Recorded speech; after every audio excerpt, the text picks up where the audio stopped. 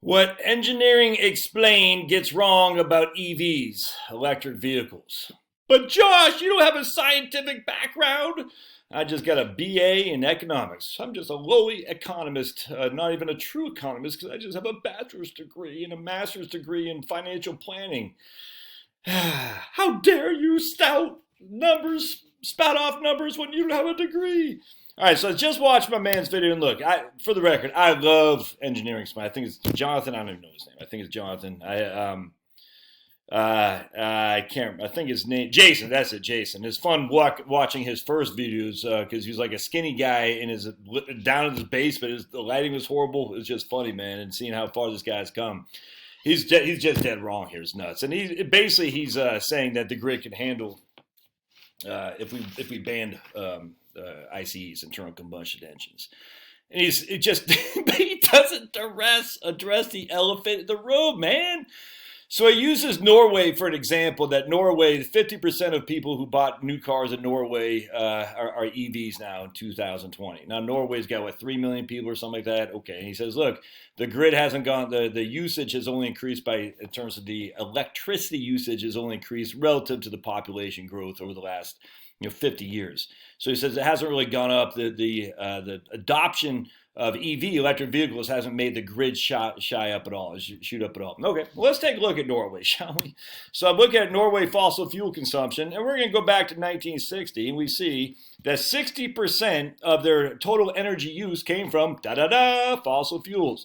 Fast forward until 2015, 56.95%. So basically, they're that's less than 10% down over 60 years' time. Now here in 2010, they're at 63%. Right? Here in 2013, they're at 61%. So you can see it goes up and it goes down. And here in 1996, they're down to 52%. Be it as it may, even though the global warming hysteria started, and I think Kyoto is right there. So Kyoto, the global warming hysteria is right there. They're only at 53% fossil fuel consumption. And so they are about 8% above that where the Kyoto agreement was in I think it was 91 or 92, I can't remember. So you can see the trajectory has been to increase their fossil fuel consumption. I'm just like, come on, Jason. My goodness, man, this is the example you're going to use. I mean, come on. So we have Norway fossil fuel consumption was 56. So you can see. I mean, I just did it. We got coal, and coal is still because everyone hates coal. Let's take a look at coal. Going back to what's this? 1977. Percent of electricity from coal has grown from 2009 till today. All right, so not much, I grant you, but still, it's definitely increased, has it not? All right, so you can see that. So fossil fuel consumption, coal has increased percent. Now we can look at renewable energy for sure, and big drop from 2008. Obviously, has something to do with the fact that people say, I don't care about global warming if I have no food to put on the table. I got to get fed. So 99% to 95% was percentage of electricity from renewables. All right, so they're getting a lot of their electricity from renewables, all right, and they have been for, a long time now. But let's take a look again. So why are they getting fossil fuel? Why is fossil fuel still a huge percent of their total energy?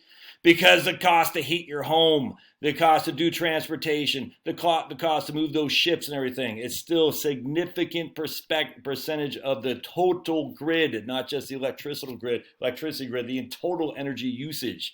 It's silly, dude. This freaking, and I don't know, I don't understand what it is about to say electric vehicles are the panacea. It's the weirdest thing. All right, so, but what he doesn't say, I was stunned. I said, how can you not? Where does it come from? The electricity. So his numbers were basically, if we all went, and okay, well, I'm going to go with his numbers. Let's see if I can't find it here. So let's go back. I want to go to where he shows us right there, I think. So he's going to say is going to increase by, he said 30% in here. Hold on just a second. Yeah, so he's going to say we're going to increase our electricity use by 1 trillion. Oh, man. I can't. Hold on a second. Number ends. Where did I get that? Hold on just a second. One right there. Hold on a second. Trillion kilowatt. All right, so we're going to increase our electricity, this is electricity, not energy, electricity, by 1 trillion kilowatt hours, all right? So we're basically using 4 trillion kilowatt hours right now, roughly, a little bit less. That's electricity. So we're going to increase it by essentially 30%, all right? And so, but, okay, what would be the first thing you should ask yourself when we see something like this?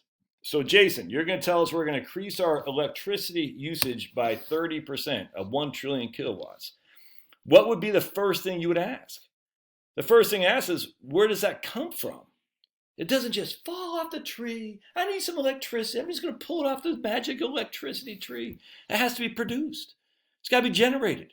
Where is it generated from? Well, coal, natural gas, fossil fuels, nuclear, a little bit of solar photovoltaic, a little bit of wind, a little bit of hydro. But we know for a fact the bulk of that isn't coming from renewables. It's just not. It's going to come from coal. I said the word, the coal world. The C word is going to come from natural gas, petroleum, and nuclear. You can't just wake up one day and say we're going to ban all electric vehicles and ban all ICEs, and we're going to give the electricity from the grid. Well, what starts the electricity production? It has to come from someplace, man. You got to move those electrons. How do you move those electrons? Well, you got to burn something, or you got to get something from the sun. But there is not. There's never going to get solar photovoltaic to do that. Now, his argument is a little bit. I agree. Is that you can say, look, you can make your air conditioning more efficient. Okay, maybe. I mean, you get more higher R rating and insulation. Okay, maybe, but that's kind of more heating anyway. Not that many people throughout the United States heat their homes with electricity. I mean, some do, heat pumps. And the ones in Texas right now are hurting if they're on heat pumps because it's freaking 2 degrees out down there. The issue is that fossil fuels is how you generate electricity, or even better, nuclear. So if we're going to go 100% EVs, you doggone better be pro-nuclear. Is all there is to it. You're not getting it from hydro. Hydro is fixed, it just is fixed. You're not getting it from wind. It's just not happening, man. Just stop with this wind. Wind is a panacea. It's unicorns and lollipop stuff. It's not happening. Solar, you're not getting it from solar. It's not freaking happening.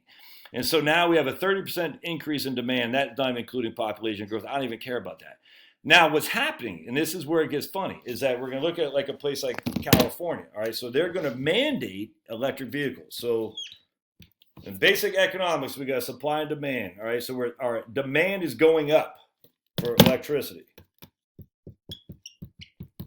All right, because they're going to mandate no more fossil fuels, but we're going to mandate an increase in electricity consumption because we're going to put your car on electric vehicles. All right. But where's the supply? So the demand is going up. Where's the supply? Well, the supply is dropping because they're getting rid of, that's the supply. So we get the demand is that one. Then we got the supply is going down. Why is the supply going down? Because we're getting rid of fossil fuels and dirty energy. They don't like nuclear. They don't even like hydro in California. They're getting rid of them all. So they're going to rely on what? The waves? I mean, so Jason even talks about the blackouts in California. But I'm waiting for him to drop the hammer on these people who are watching and say, yes, it can happen.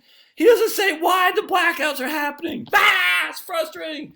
It's happening because the supply is going down because California is not allowing the electricity production from what you would normally expect. Nuclear and fossil fuels. They're relying more and more heavily on solar and wind, and I guess wave technology, and a little bit of hydro. They don't like hydro either. So why do you think there's blackouts? Why does Venezuela have all these rolling blackouts? Because there isn't enough supply. Now, Venezuela, the demand is way down because people are like, man, I'd be lucky to turn my lights on. We're trying to live like that here. I'm stunned that this guy can't get this. I'm stunned. Where does it come from, man?